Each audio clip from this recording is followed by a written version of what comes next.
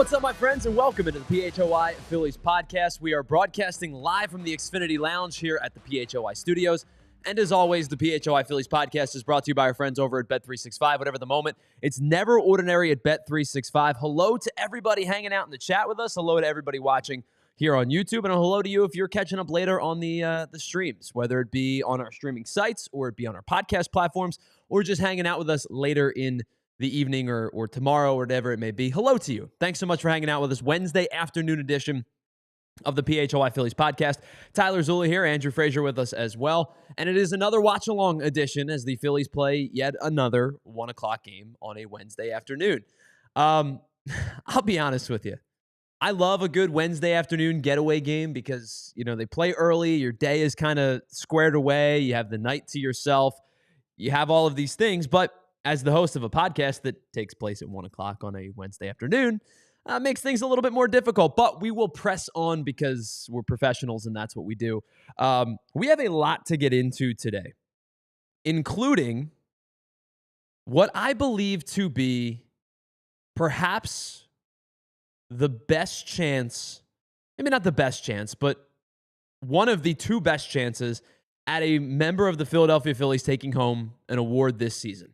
Of course, we're talking about Cristopher Sanchez, who just continues to dominate and have an elite level season. We'll talk more about his start yesterday and what it means for his Cy Young candidacy because just a spoiler alert, now that Zach Wheeler, of course, is unfortunately likely to miss most of, if not the rest of the season, he's kind of been removed from the Cy Young odds makers numbers.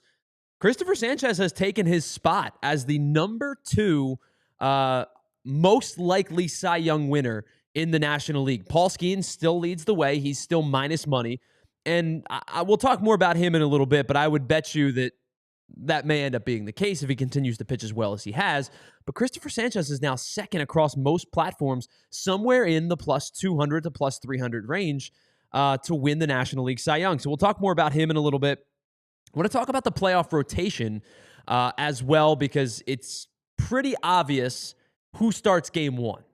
We'll talk about who's going to get game maybe 2 and game 3 and the like as throughout the show as well. I want to get into our Ace Hardware Temp Check segment where we'll talk about one player who's heating up. It's not going to be a cooling down today because one player is definitively heating up over the last couple of weeks. And then at some point today too, we're going to rehash the conversation about Nick Castellanos because Nick Castellanos is not in the lineup again today. It's the third time in the last 11 games that Nick Castellanos has not been in the lineup, and that's weird for Nick Castellanos. Now, I know he's been dealing with a little bit of a knee thing, so maybe they're just trying to give him a little bit of time off of his feet, but for a guy that has basically played every day for the better part of 3 years, it's a little strange, and we'll talk about that on the throughout the show as well. But we're going to start today's PHLY Phillies podcast and our watch-along episode with our big deal segment, which is brought to you by our friends over at Cherry Hill Mitsubishi. Head on over to Cherry Hill, just minutes from all bridges, and you can shop online 24/7, cherryhillmitsubishi.com, to check out the latest and greatest that Mitsubishi has to offer, including some very, very spacious SUVs, some super comfortable SUVs that will really be the talk of the town. And they're the most affordable 7-passenger SUV in America with the 2025 Mitsubishi Outlander. Let's get into our big deal segment. Unsurprising that today our big deal segment revolves around Cristopher Sanchez. Another great start. Excuse me, I apologize. I'm really uncomfortable today. I don't know what it is. I got like this congestion stuff going on. You could probably hear it in my voice. You got a little something. Little something. And you know what the funny thing is? It's not like a sickness. It's more just like stuffy. And it probably doesn't help. Like, this building sucks. Allergies have been bad for a lot of people. I was hoping the rain would take it away a little bit. Weather's been weird. But it's just been one of those weeks. So I apologize. But another stellar start from Cristopher Sanchez last night. 6 2/3. Ends up giving up the 2 earned runs. We'll talk about Orion Kerkering's outing a little bit later.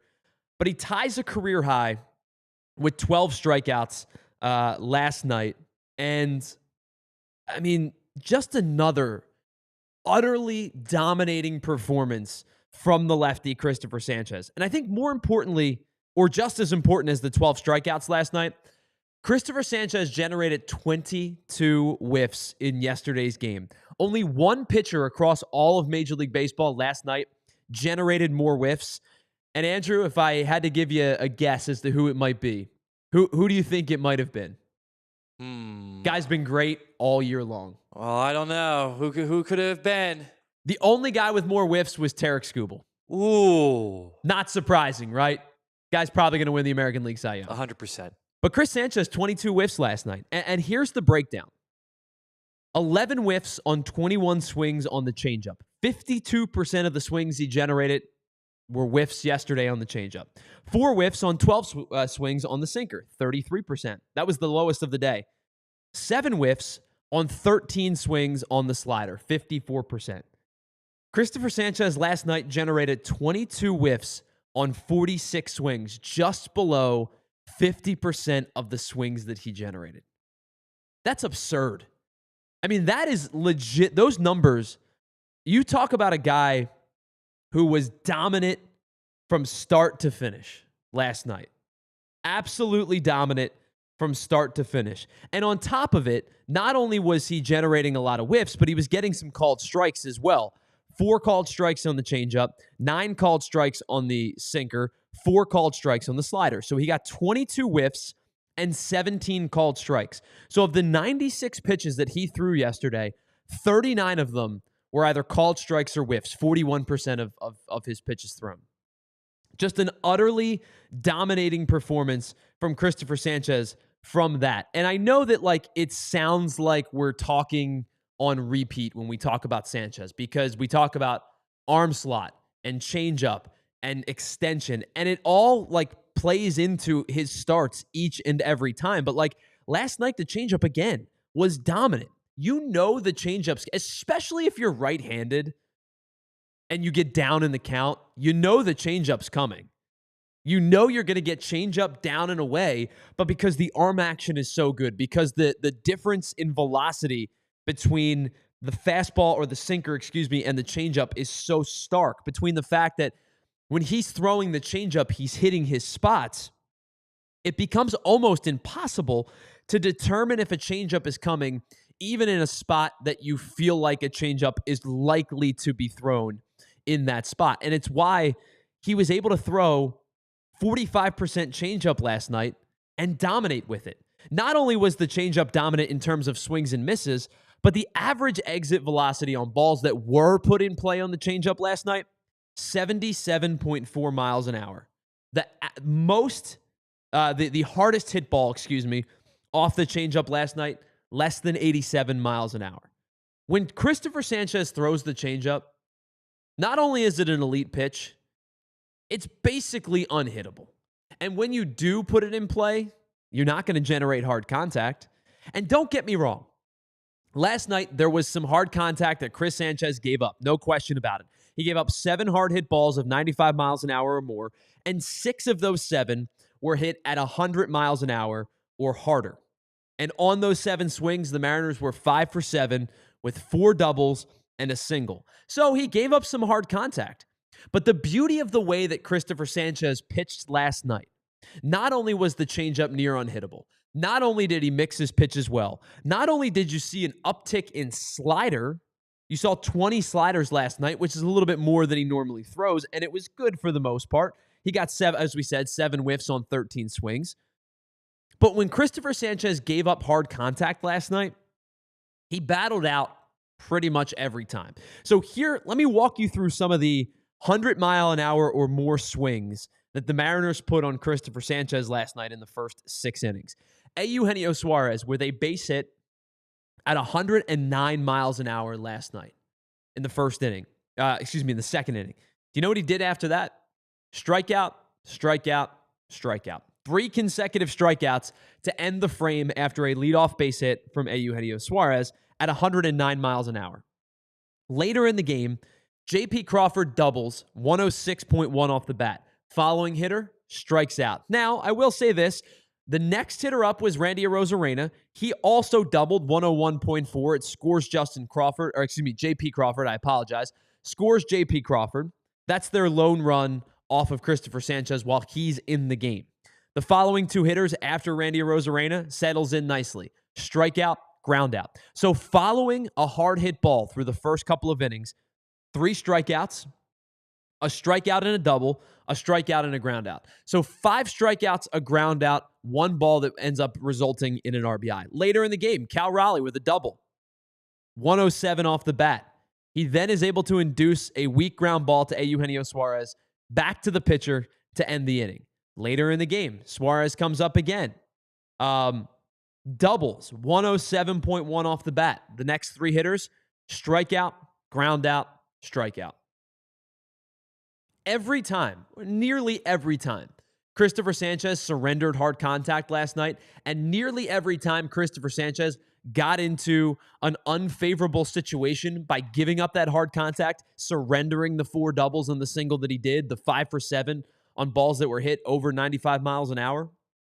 Nearly every time he was able to work his way out of it with a plethora of strikeouts. 2 strikeouts after Suarez, a strikeout after Arozarena, a strikeout after Crawford, 3 straight strikeouts after Suarez. That is 6 strikeouts. 6 strikeouts after 4 balls put in play with 1 run given up on those balls afterwards that were hit over 100 miles an hour. So as effective as Cristopher Sanchez was all night, and as effective as he's been all year, what really impressed me last night from Sanchez was when he needed to battle in, he did. And this is a good Seattle lineup. You take a look at just the top couple of guys. Eugenio Suarez, legitimate power. Julio Rodriguez, I know he's only hitting 259, just hit a home run on a 1-2 pitch off of Jesus Luzardo. But Julio Rodriguez, as you see it, now has 25 home runs on the season. Cal Raleigh, very likely to be the American League MVP. He's going to hit 50 home runs. He's going to break the record for most home runs hit by a catcher in a single season. I understand, maybe a little bit of underperformance for Seattle at times this year when it comes to their offense, but they're 15 or so odd games over 500 for a reason. This is a good team. J.P. Crawford's had a good year. This is a very good team that the Mariners have. Josh Naylor was traded for. 0 for 4 last night with 3 strikeouts, but he's hitting 283. I know Mitch Garver's only hitting 216, but there's some pop there in that bat. Only 8 home runs this year so far, but, I think he's a little bit more of a threat than his numbers indicate. As I said, J.P. Crawford having himself a good year. This is a good Mariners team, especially now with the acquisition of Eugenio Suarez and Josh Naylor. And every single time that Cristopher Sanchez needed to dial something up, he did it. And there's a reason now that his season ERA is down to 2.46. Let me give you some numbers for Cristopher Sanchez this season so far. Let's start with the ERA. Amongst qualified starters, he ranks 6th in baseball. Only Paul Skeens, Andrew Abbott, Tarek Skubal, Hunter Brown, Garrett Crochet have better ERAs amongst qualified pitchers. He's also tied for 8th in strikeouts. Skubal, Crochet, Skeens, Hunter Brown once again, Zach Wheeler, Logan Webb, Dylan Cease, and he's tied with Carlos Rodon for 8th. His 1.10 whip on the season is good for 17th in baseball. His 227 opponent batting average is good for 19th. And he's thrown 157 innings this year so far, which is good for 4th most in baseball. Logan Webb, Garrett Crochet, Tarek Skubal. Everybody that I mentioned in a bulk of these conversations have put themselves in Cy Young candidacy conversations this year. In the American League, Hunter Brown, Tarek Skubal, Garrett Crochet. They're probably going to finish 1, 2, 3 in the American League, with Nate Eovaldi finishing kind of on the next step down. Zach Wheeler, who was in the conversation before the blood clot. Paul Skeens very likely has a chance to win the Cy Young. Logan Webb, who consistently finds himself in that conversation. And then Dylan Cease, who's not having a good year ERA-wise, but always has a ton of strikeouts. Those are the names that Cristopher Sanchez has put himself amongst when it comes to ERA qualifiers, strikeout qualifiers, innings pitched qualifiers. And despite the fact that Cristopher Sanchez has thrown the 4th most innings this year, he has the 68th most walks. 62nd most walks issued at 38. No pitcher with as many innings as Cristopher Sanchez has issued as few walks. So the whip is going to be good just because of that. And when he gives up that hard contact, when he gives up base hits like you saw yesterday, he's able to work out of it because of the changeup. His 11 wins are tied for 10th most, and quite frankly, after last night, he should have 12. He should have 12 wins. It's an unfortunate way. Like, the Phillies win the game, and that's the big storyline. But he should have had 12 wins after last night, which would have tied him for 6th most. There is no question in my mind. If the National League Cy Young does not go to Paul Skeens, it should go to Cristopher Sanchez at this point. He continues to be an elite level pitcher across not just the Phillies rotation, across not just the National League, but across all of Major League Baseball. And before we break, I want to welcome, you heard him a little bit earlier in the show, our second member of today's program, our producer, our co-host, that's Andrew Frazier. Andrew, seems like we talk about this dude every single time after he pitches. Another elite performance that we do from Cristopher Sanchez last night. Oh, yeah, man. I'd be shocked if he doesn't, win the Cy Young this year. I actually would be shocked. So Paul Skeens still leads the way. The last I checked, I'm going to go find you these numbers once again, but the last I checked, Paul Skeens is now minus 360. Cristopher Sanchez is plus 240. Okay. Nobody else is better than plus 4,500. Wow. Matthew Boyd is third, 4,500. Freddie Peralta, fourth, 65. Logan Webb, 8,000. Everybody else plus 10,000 or greater. Wow. That tells me that most odds makers believe this is a two-pitcher race at this point. It is. And either Skeens or Sanchez, if they continue to pitch the way that they have, one of the two of them is going to win the National League Cy Young. Yeah, and I think that if Sanchez continues on with what he's been doing, how effective he's been, I think it's his race to win. I understand Skeens. Like, I get it. I know who he is. We all know who he is. We all know what he's worth and what he's capable of doing. And, yeah, he's lights out, But I just feel like Sanchez has just been on a different path right now. Amongst qualified pitchers, Paul Skeens, 3 less innings than Sanchez, has also made one more start than Sanchez, 26 to Sanchez's 25. Skeens' 2.16 ERA ranks first in all of baseball. His strikeout numbers, 174, ranks 5th in all of baseball, and his whip is .96, good for 6th in all of baseball. Opponent batting average, 198, which is good for 6th as well in Major League Baseball. So Skeens has Sanchez edged out in a couple of those categories. I guess the question really is going to become, how many wins is because Skeens only has 7 wins this year.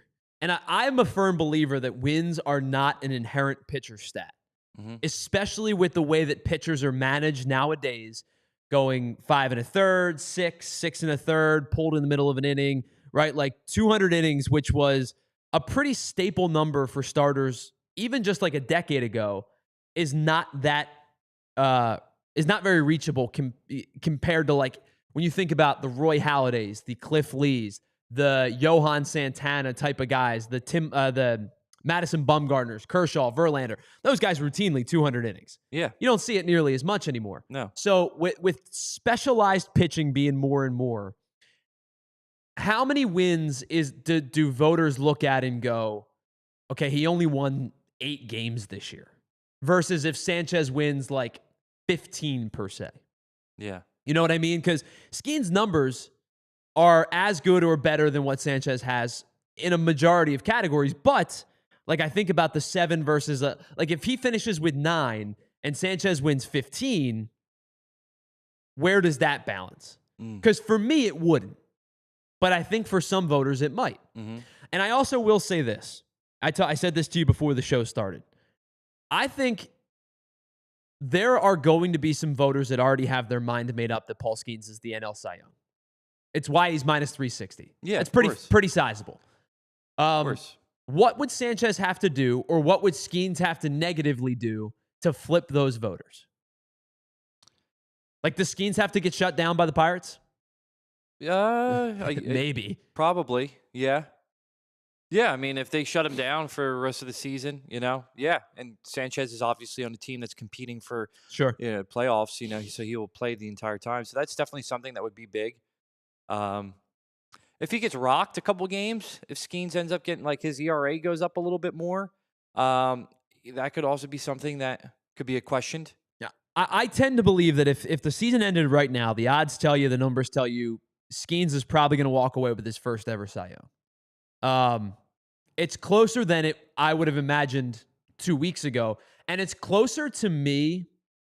I'm almost ready to say it's closer now with Sanchez than maybe it was with Wheeler, which is crazy to say because it felt like Wheeler, like even just at the All-Star break, was on trajectory to potentially win it. Yeah. But like Sanchez has been so good as of late, that 360 to 240 feels pretty as close as I could possibly get it without, like knowing that Skeens still is the front runner. Yeah. So it's going to be interesting going down the stretch here. Yeah. What's going to happen, and, it's not over yet. So that's our big deal segment of the day, brought to you by our friends over at Cherry Hill Mitsubishi. Have to imagine Sanchez probably is at 25 starts, will make somewhere in the 6-ish more starts range, 6 or 7 more starts perhaps. We'll see how his trajectory unfolds. That's our big deal segment, brought to you by our friends over at Cherry Hill Mitsubishi. Get in on the most affordable 7-passenger SUV, in America, the Mitsubishi Outlander. Check them out at cherryhillmitsubishi.com or shop at just across the bridges, right, into Cherry Hill. It's pretty easy to get to. On the other side, I want to get into the conversation about the rotation and how it would be structured should the postseason begin today. One player not in the lineup again, Nick Castellanos, not playing again today. We'll talk a little bit more about him. And then, of course, we'll get into our Ace Hardware temp check segment as well. It's the PHLY Phillies podcast. It's a watch-along edition. How about this before we break? Leadoff triple for Trey Turner. Sack fly for Kyle Schwarber. His, what's that now, 105?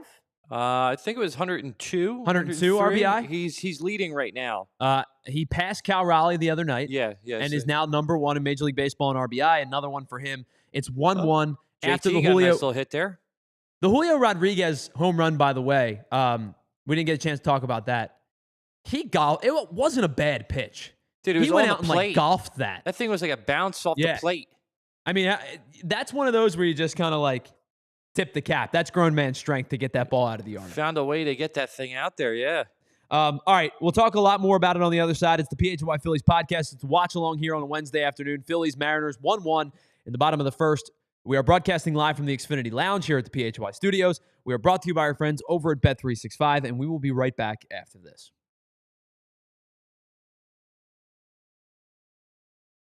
Can you believe football is like next week? College football begins next week. Pro football just a couple days after that. And of course, your hometown Birds get the first regular season game of the year. Why is that, Andrew? Because they're the champions. That's exactly right. Because they're the champs, Dallas has to come into town. And if you're looking for last-minute ticket deals, there is no better place to go than with our friends over at Game Time. Game Times makes scoring NFL tickets faster and easier, and they offer exclusive discounts, so you'll find great seats for as low as $100. And the Game Time guarantee means you can trust you'll get 100% authentic NFL tickets on time and the best price. Plus, fees are always included, so what you see is what you pay. And that, to me, is a huge deal because there's been times where I've bought concert tickets elsewhere, not with our friends at Game Time, and you're saying, okay, $40 for a concert ticket. And when you go to input your credit card information, it's $62.87. And you go, where'd that come from? Well, not with Game Time, because you're going to know exactly what you pay up front with just a little slide of a toggle. And you're going to know exactly what you're paying before you get to the payment purchase portion of it. Game Time offers incredible last-minute deals, zone deals, all-in pricing, and, of course, the seat view, so you're going to know exactly where you're going to sit before you buy the tickets. Take the guesswork out of buying tickets with Game Time. Download the Game Time app, create an account. Use the code PHLY for $20 off your first purchase. Terms do apply. Once again, create an account, redeem code PHLY for $20 off. Download the Game Time app today. Last-minute deals, lowest prices, guaranteed. All right, let me tell you about our friends over at Bet365. Whatever the moment, it's never ordinary. at Bet365, and 90 million users have found out why. Because they can live stream 780,000 events each and every year across 78 different sports. And we've told you about the early payout for a while now. Get in on MLB early payout, where if your team goes up by 5 runs at any point, you'll be marked instant payout on straight bets and parlay selections marked as winners. And breaking news for new customers, download the Bet365 app. You get $150 back in bonus bets when you bet just $5 win or lose. So here's what you're going to do. Download the app, create an account, use the promo code PHLY365, deposit $10, place a bet for $5, and get $150 back in bonus bets, whether your bet wins or loses. You'll find out why, whatever the moment. It's never ordinary at Bet365. Must be physically located in PA. If you or someone you know has a gambling problem and wants help, please call 1-800-GAMBLER. All right, welcome back to the PHLY Phillies podcast. Tyler Zulli here, Andrew Frazier. We are broadcasting live from the Xfinity Lounge. I do want to address a couple comments because I've seen it in the chat already. Yes, Avalanche sweater today. No, I am not an Avalanche fan. Of course, I'm a Flyers fan. This has been in my closet forever. And I kind of infrequently wear it because I don't really have a whole lot of places to wear it. But I love this jersey. It's the old school Avalanche jersey. You can see it. Got the foot here. 33. You know who that is. To me, the greatest goaltender of all time, Patrick Waugh. No, I'm not an Avalanche fan. Shout out our DNVR Avs friends who have been very good to us over the years, but just felt like wearing this today. No reason behind it at all. Andrew, do you have any jerseys in your closet, in your selection that really don't, like, they're not Philadelphia related? They're not. I know you're a big you're Liverpool fan. No. Liverpool, yeah. Yeah, you're a big Liverpool fan. Yep. So you might have some Liverpool gear. Do you have any that. jerseys that just like you have because you like them? I have a Kobe jersey that I got when I was younger. Other than that, everything's Philadelphia. Okay. So I was a big collector of jerseys when I was a kid. And so I have a lot that were given to me that were like too big for me when I was a kid type of thing. You know what I mean? Like, oh, you'll grow into it. So I have this. I have a Gretzky Kings jersey. Like, come on. To me, the best player, no question, the best player of all time, and to me, the best goalie of all time. No reason to not. Again, I'm not a Kings fan, but I think it's a cool jersey. Yeah. Then I have what my dad started getting me a couple of these recently is like movie character jerseys. So I have a Mighty Ducks, Charlie Conway, Toon Squad, and all that. I have a Bugs Bunny Toon Squad. I have Jackie Moon, semi-pro. Yeah. Oh, that's cool. I have Shane Falco from The Replacements. There you go. I think that might be it. Those are all good. There's no violation on them. I have Rick Vaughn t-shirt, like the jersey. Yeah. But yeah, my dad started buying me these a couple of years ago for Christmas. They're sick. Oh yeah, they're cool. And the thing is, they don't go out of style, right? Like, or they don't go like it's not a player that leaves a team. Yeah. So I kind of gone that route where I'll get classics. I do have. I will say this. This is not something that I purchased. So growing up, I had a friend, a really good friend, whose father, his dad, huge Giants fan. Massive, New York Giants? New York Giants fan. Massive New York Giants fan. And would rub it in my face because it was at that time where they were winning the Super Bowls and all that stuff. Sure. And Eagles still had none. Every time I slept over at my friend's house every weekend, pretty much. And every time I'd go there, he'd have like a piece of paper that was like, oh, I'll let you become a Giants fan. You just have to sign the piece of paper. Sign the contract? He'd slap the contract in front of my face. That's very Ursula Little Mermaid. He'd always selling your soul. He would always try to do it. And one time, he would take me to, he had season tickets to the Giants. So he would take me, if it was an Eagles-Giants game, I would go with them. And one time, he bought me an Eli Manning jersey at the game because I had come in my Eagles stuff. Sure. And he was like, put this on. I can't sit next to you. And I left it in the bag, and I never touched it. Good for you. That's very headstrong, especially as a kid. Because like as a kid, you probably, I'm going to, peer pressure. Nah. That's well done by you. No, man. I was born into a household that was green all day, every day. and I would never, That's gross. I would never ever So, touch and here's the anything thing, else. like, I get it. It's not a Flyers jersey. There are certain teams that I just have no feel like I don't like nor dislike certain teams across sports, right? And more times than not, it's like cross-conference, cross-league teams. I think about some of those teams. The Avalanche are one of those teams for me where I'm like, whatever. Like, Yeah. I love these jerseys are great. I love these old school jerseys. I was a big and I think too, it was like, not to say I was a fan, but when you and I were kind of getting into our fandom, the Avs were good. Yeah, of course. And so it was kind of one of those teams where it's like, all right, I like that player. You know, it was individual players, but like I think about the Sakic, Foote, Wah, Avalanche teams. They were fun to watch. Yeah. I'm not gonna say like as an adult I'm not still a fan, but like you end up with the jersey as a kid, you end up not going away from it. But I think about some of those teams across different sports where I have no feel good or bad about them. There's not many as I get it into my curmudgeon years, my 30s. But I think about, I'm trying to think one off the top of my head that just like has no impact on me. Like the Minnesota Timberwolves have like no impact on me whatsoever. The I'm trying to think about baseball, like the Chicago White Sox, no impact on me whatsoever, good or bad. And so they just kind of like popular. exist. Their hat's pretty popular. I see a lot of people Sure. wearing White Sox hats. And so like they just exist for me. You know what I mean? Sure.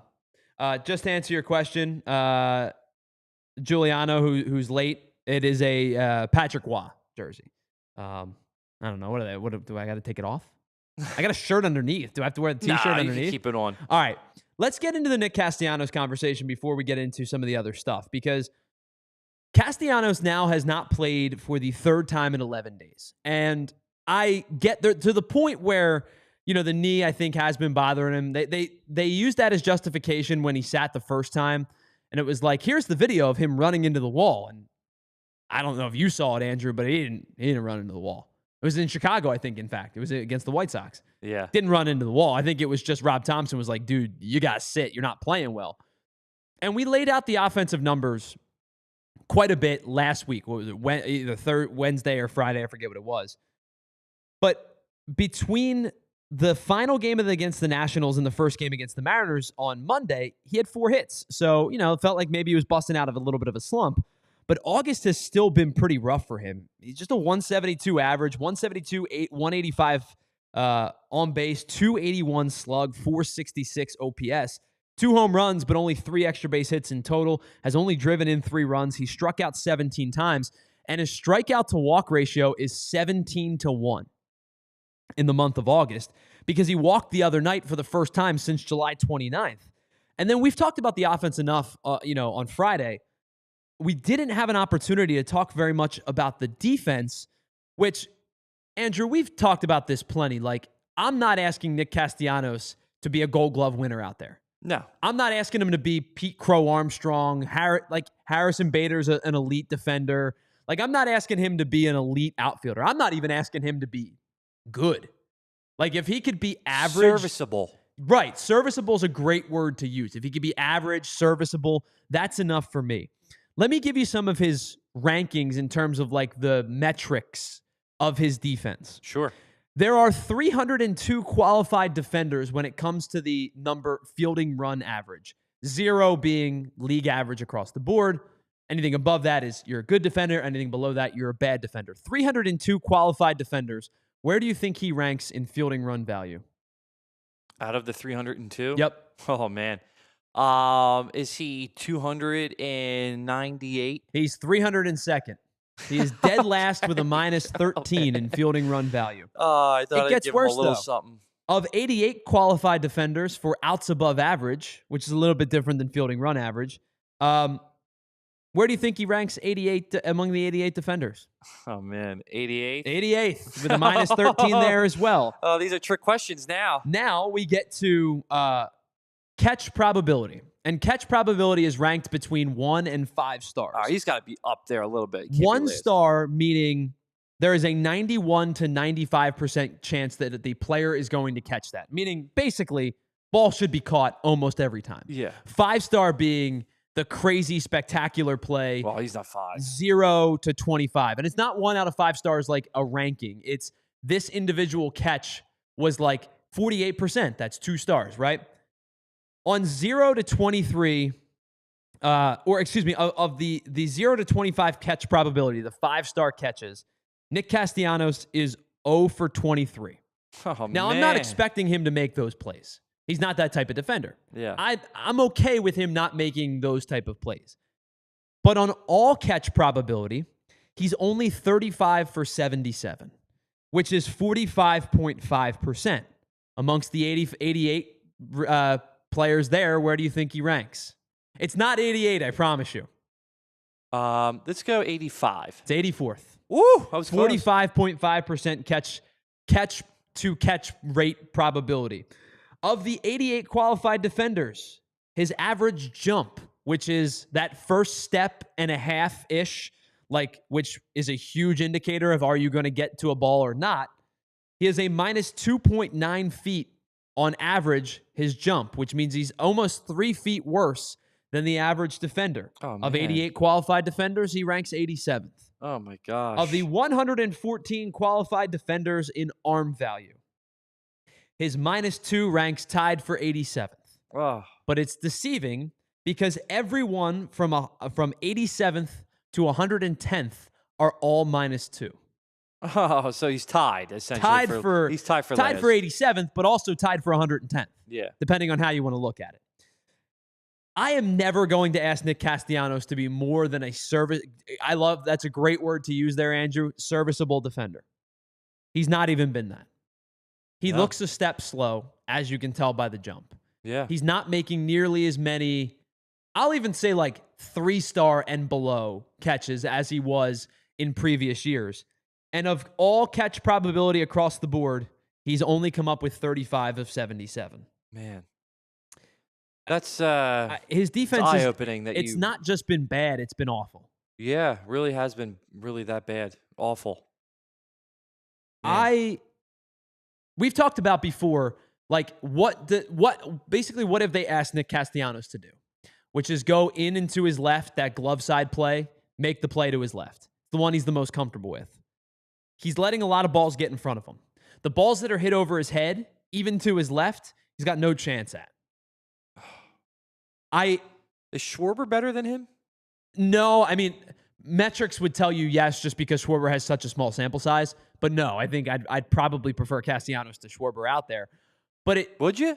Yeah. I don't think I want Castellanos. I don't think I want Schwarber in the field at all. Yeah. But it begs the question: are we going to see more of a platoon in right than what maybe we expected even just a couple of weeks ago? Are we going to see more moving forward in the season? Yes, and maybe even into the postseason. I believe so. Are we going to see more outfields that include Marsh, Bader, Kepler, as opposed to what we maybe expected of Marsh-Kepler split, Marsh-Bader split, Castellanos getting a majority of the reps? Is there a chance that we see a little bit more of Marsh every day, Bader every day, Kepler, Castellanos platoon? Platoon. I think so, man. I think you're hitting it right on the head there. I mean, out of the outfielders that we have, I mean, Marsh and Bader have been the two that have been the best. Marsh has played excellently over the last, basically since he's come off the IL. And I mean, which is now 3.5 months. They kind of, have shown that they can be the ones out there on almost every day. But I think the platoon is going to be used a lot in the outfield. And I think it probably, instead of it being Marsh Bader or Marsh Kepler, depending on, so against the righty Kepler Marsh and against the lefty Marsh Bader, I think it's going to be more. You're going to start seeing Kepler and right a little bit more, which is crazy because we have hounded Kepler this year, and rightfully so. He's not been very good. But over the last couple of weeks, the one thing that the Phillies keep coming back to is Kepler is hitting the ball hard fairly consistently, and Castellanos has not. Mm-hmm. And so while I don't, at some point, he's just unlucky, runs its course. and that's has happened with Kepler throughout the year. I do wonder if we're going to see a little bit more Kepler and Wright against right-handed pitching. I was about to And say, it's going to all depend on who's pitching, Sure. and what the lineup's going to look like. But yeah, I don't think we're going to see Nick as that everyday guy anymore. Which is crazy because it was just an assumption, an expectation That he would be. even to like back in June. I'm Yeah. not talking about April. I'm talking about like a month and a half ago. That was just, they had too many platoons, and it was like, all right, well, at least with Castellanos, because he was swinging the bat well to begin the year. And I'll go back and find you his exact numbers. He was swinging the bat well last year. Yeah. I mean, in that He Braves... finished 254, but there was 23 home runs. Pop was a little bit better. OPS 40 points higher than it was last year. Slug 20 points higher than it is, this year. But you're right. Like, the average exit velocity has gone way down. Last year, he was 88.4, which was the 34th percentile. Wasn't elite. He's down to 87.6, which you say, oh, it's only 0.8 miles an hour. But it's 0.8 miles an hour on average. He's gone down from the 34th percentile to the 18th percentile. His chase rates, which felt like he's always a high chase rate guy. No question about it. But it felt like at the beginning of the year, probably through June, it was like, hey, your approach looks a little bit better. Chase rates down into the third percentile. He's at almost 41%. Whiff rates, 22nd percentile, which is actually better than it was a season ago. He's from 30.1% to 28.7%, but I think that is in large part because he was not chasing and not whiffing as much again in April, May, and early portions of June. We've gotten to a point now with Castellanos where he hit 300 in May and a respectable 276 in June with 15 extra base hits, but July 207. August 172, post All-Star break 187. I mean, the numbers have been bad. Yeah. They're not just like they're not just not good. They've been bad. Mm-hmm. And then you add in the defense and the fact that he's no threat at all on the bases. It really does kind of get a little bit concerning. It does, yeah. All right. So runner on third, one out. Kepler moves the runner from second to third. A productive out for Kepler. Bryson Stott with an opportunity to drive the run in. Trey Turner waits on deck. We'll talk more about it on the other side. We have our Ace Hardware temp check segment to get to. I also do want to still talk about, if we have time, we'll talk about the playoff rotation. If not, maybe we'll talk about it tomorrow. But we'll do that on the other side as well. It's the PHLY Phillies podcast. We're broadcasting live from the Xfinity Lounge here at the PHLY studios. And of course, we are brought to you by our friends over at Bet365. We will be right back after this. All right, let me tell you about our friends over at Xfinity. Yes, you know Xfinity. But let me tell you about why the Wi-Fi is booming. It is the most reliable Wi-Fi with the best in-class equipment. So whether you're doing something like this, you're streaming a podcast, or you're a gamer and you're streaming, or you're thinking about just playing online against other people, or you're working from home, with Xfinity, the Wi-Fi is always booming. Let me tell you what happened before I had Xfinity. I was playing a online game with my brother. And my car that I was driving in that online game was glitching and glitching and glitching. And then the mission failed because my car was glitching because my Wi-Fi lagged. That's when I switched. That very moment was when I switched to Xfinity because I know the Wi-Fi with them is booming. Do more of what you love and love how fast you do it with Xfinity Internet. Xfinity combines the power of internet and mobile so you get lightning fast speeds at home and on the go. And with Xfinity Internet and mobile together, the Wi-Fi is booming wherever you go. Xfinity plus mobile, stronger together. It combines the power of internet and mobile. The most reliable Wi-Fi claim, of course, is based on Open Signal Awards USA Fixed Broadband Experience Report dating back to August of 2024. And restrictions, of course, do apply. Xfinity Mobile requires Xfinity Internet. Actual speeds may vary. Restrictions do apply. Again, Xfinity Mobile, the Wi-Fi is booming. All right, let me tell you about our friends.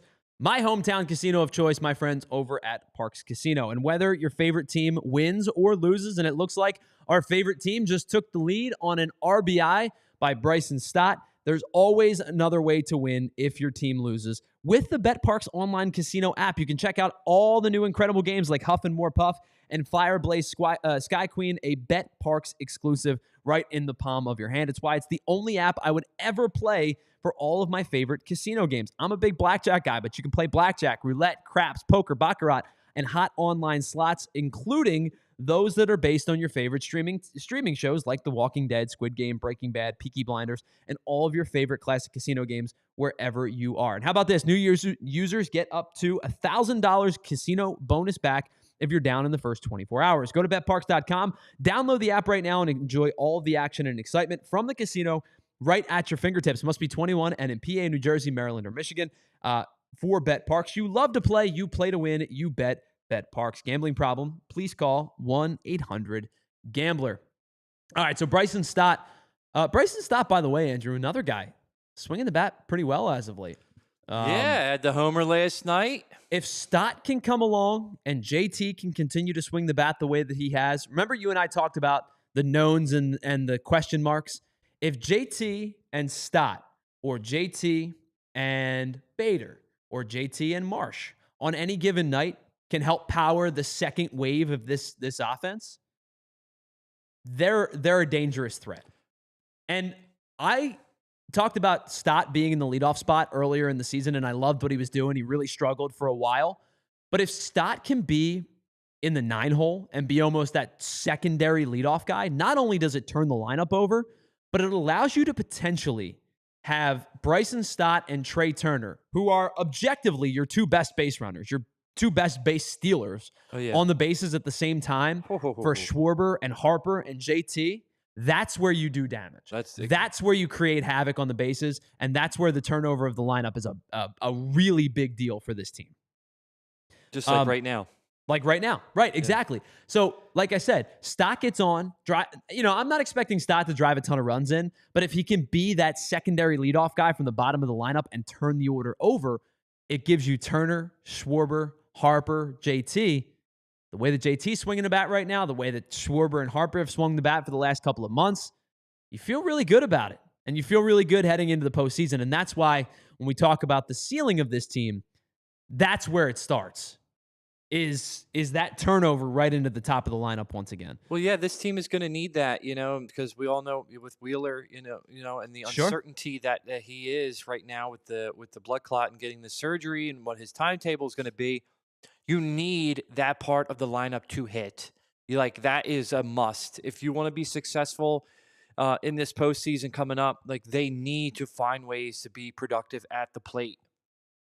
No, there's no question about it. And this is a team that, when they're right, will do just that. Yeah. We've seen it over the last couple of nights.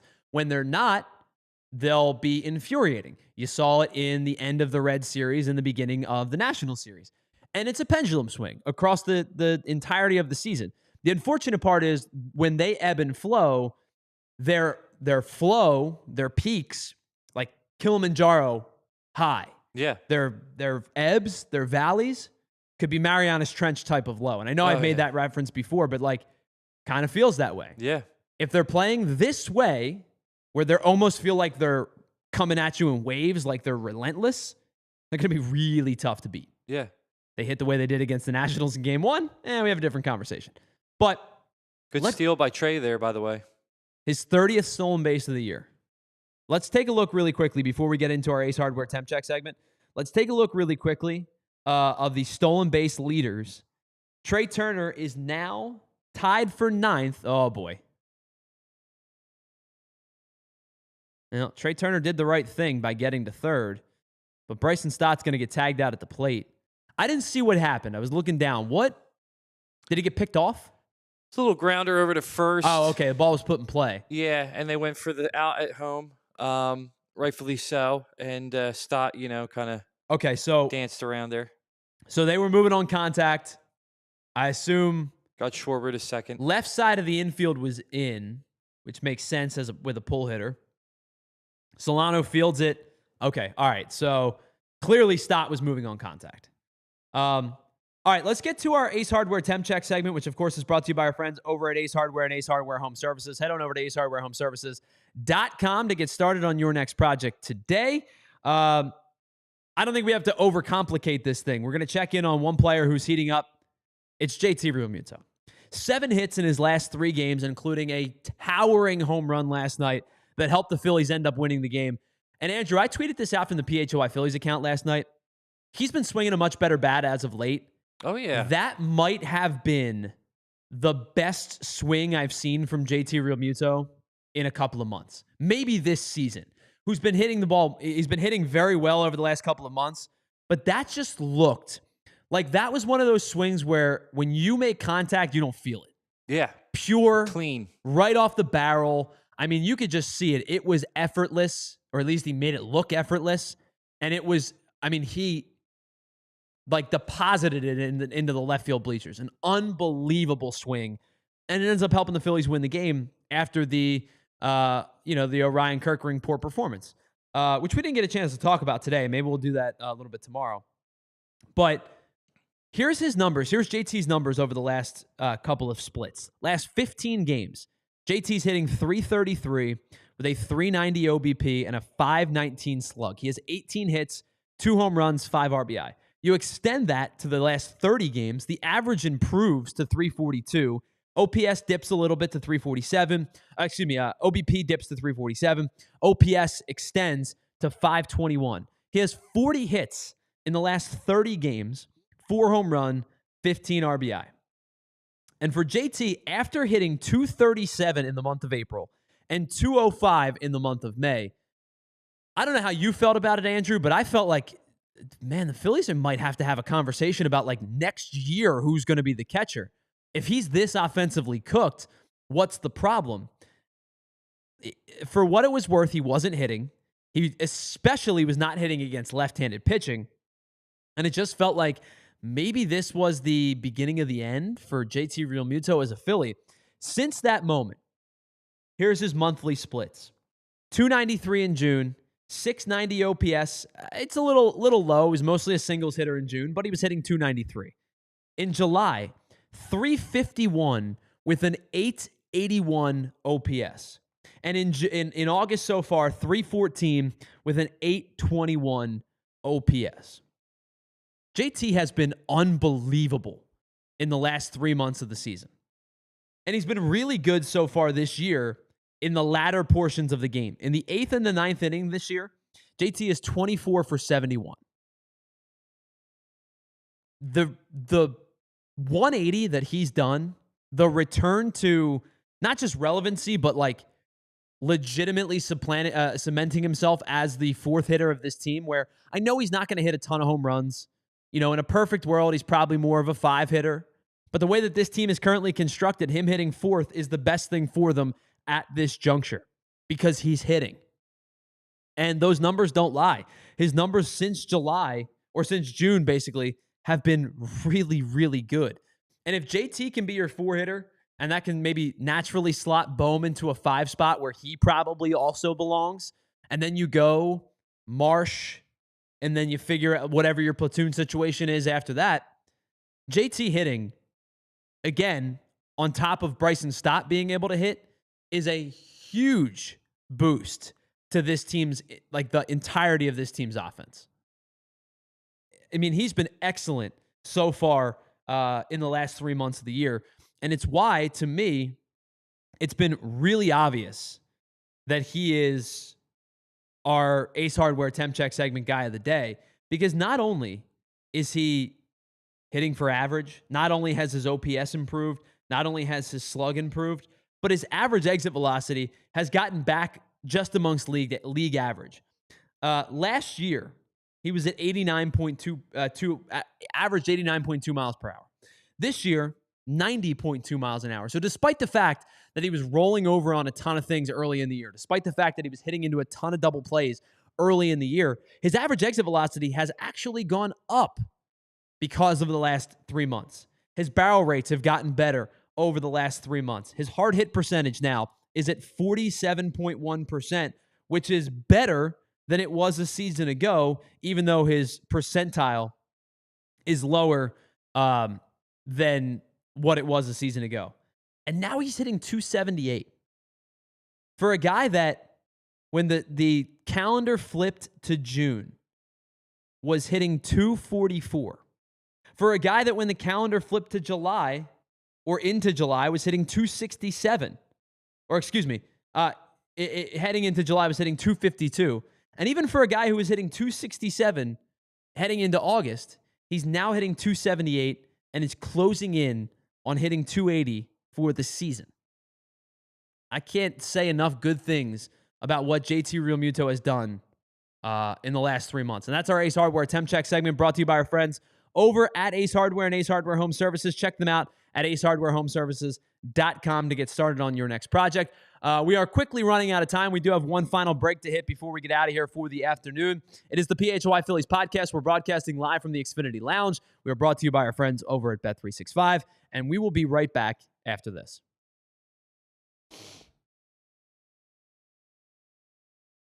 All right, let me tell you about our friends over at Cherry Hill Mitsubishi, because if you're looking for the most affordable 7-passenger SUV in America, CherryHillMitsubishi.com has you covered with the 2025 Mitsubishi Outlander.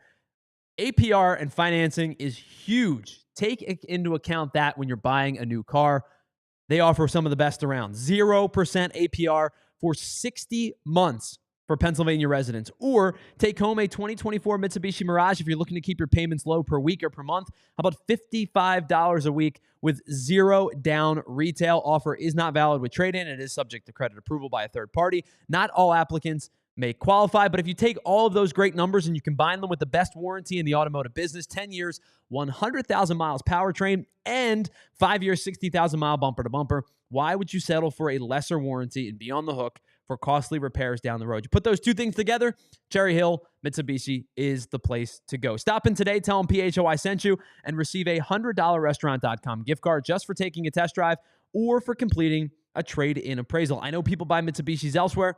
I'm just not sure why. CherryHillMitsubishi.com for all of your shopping needs 24/7 online or across the bridges right into Cherry Hill. All right, let me tell you about our friends over at TrueMark and TrueMark Financial Credit Union. Summer is starting to come to a close, but it doesn't mean that you shouldn't have your kids prepared for financial literacy and making sure that they understand what it means to spend and save $1. And with your kids still maybe not back in school just yet, they're out hanging with friends, enjoying the last couple of weeks of their summer vacation, or perhaps they're working the final couple of days of their summer job, it is a perfect time to set them up with something that teaches them real-world money skills, and that is the Greenlight debit card and money app. If you're a TrueMark Financial member, you can get a free Greenlight account for your kids and teenagers. It is a simple way for them to manage their own money, whether it's from a job, allowance, a couple dollars from birthday cash. It's going to make them feel like they're responsible for their money, whether it's to save or to spend. They're going to be able to track their finances,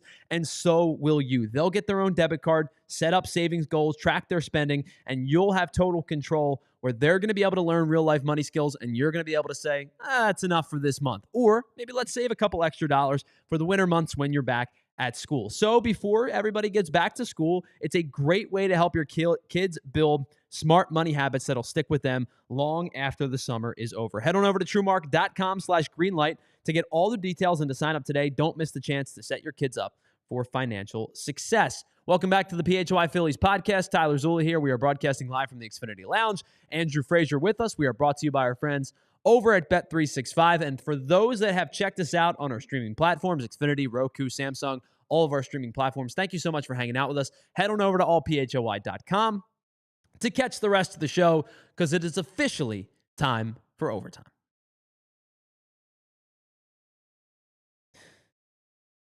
All right, just a couple more minutes here. Being weird?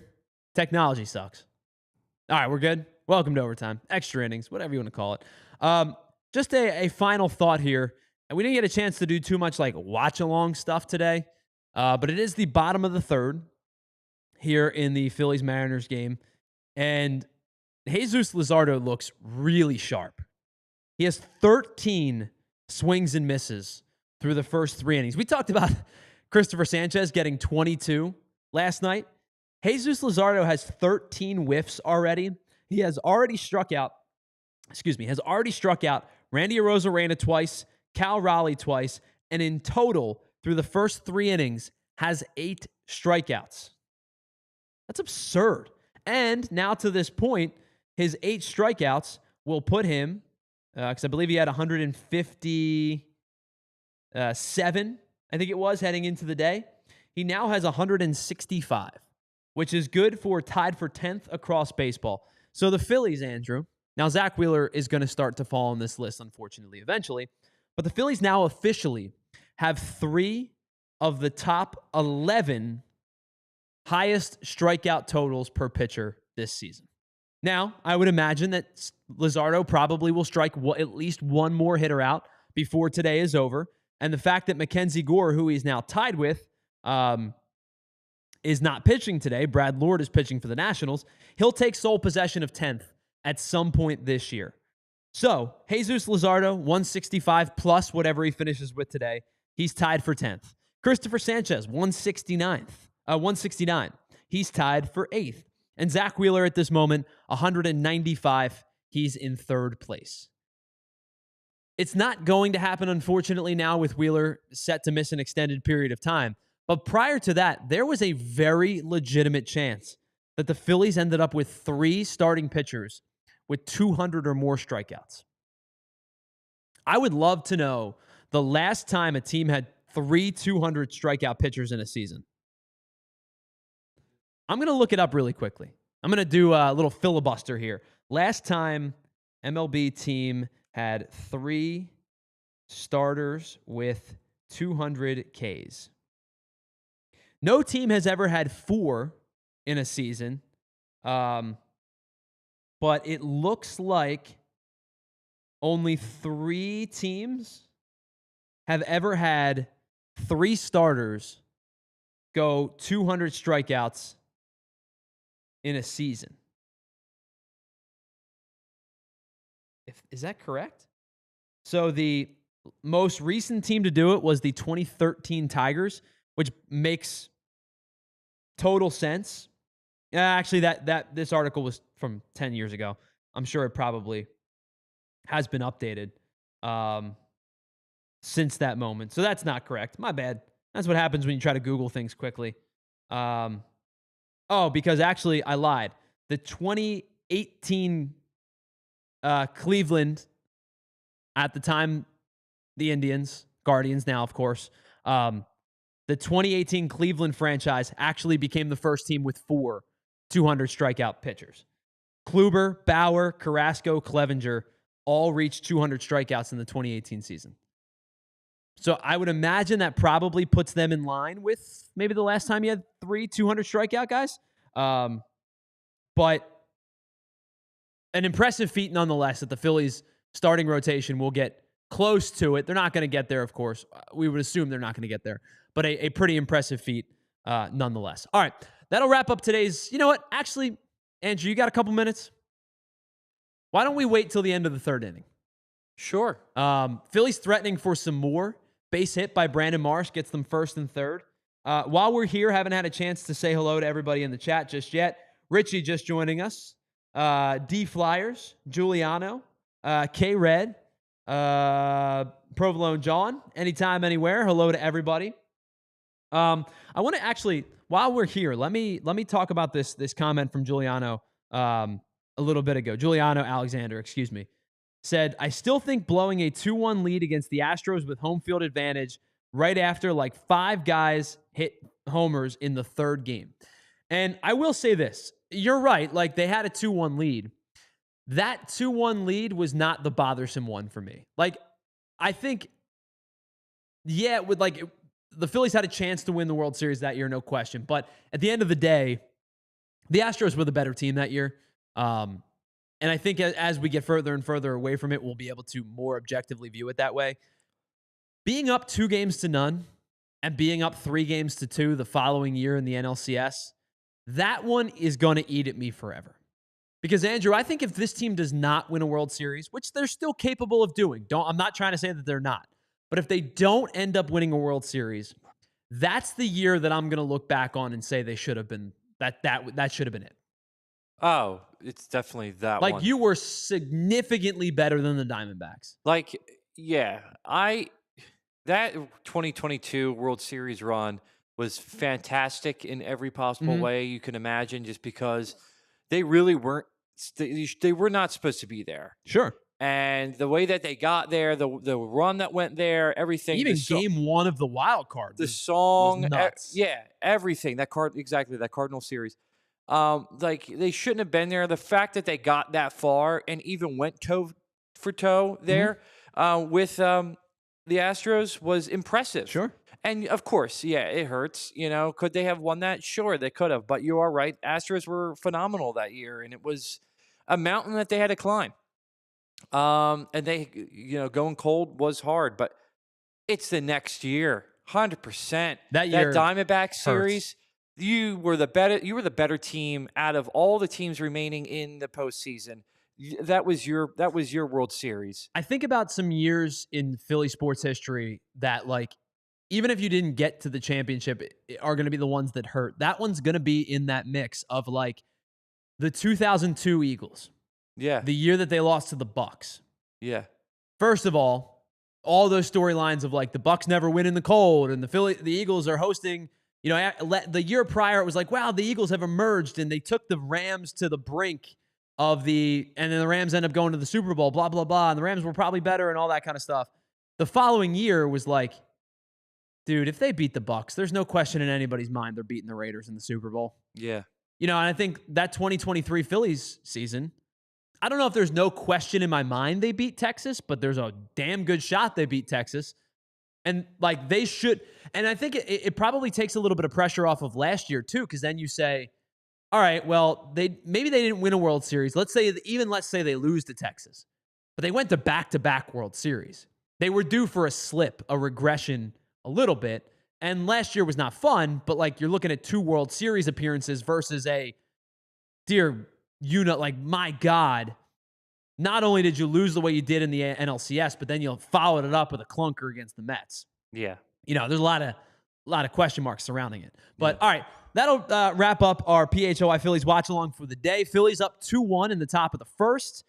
Jesus Luzardo pitching extremely well so far in this one. Big thank you to everybody who tuned in today and everybody who was in the chat. Really appreciate you. Big thank you to Andrew Frazier for producing and co-hosting today's show as well. We'll be back live on Friday at 1 o'clock to finish up the discussion about this Mariners series, to take a look at the weekend series ahead against the Washington Nationals as we get closer and closer towards the end of the season. After today, the Phillies have just 34 more games in the regular season.